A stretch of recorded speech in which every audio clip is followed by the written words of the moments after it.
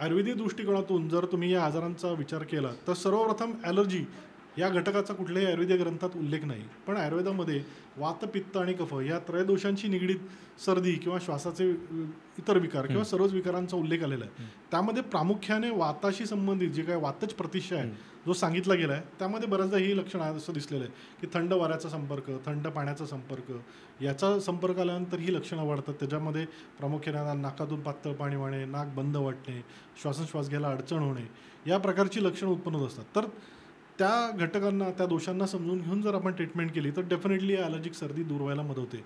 आता विशेष करून थोडंसं मी नाडी परीक्षेच्या अनुषंगाने सांगेन, की ज्यांना एसी ऑफिसमध्ये किंवा हं.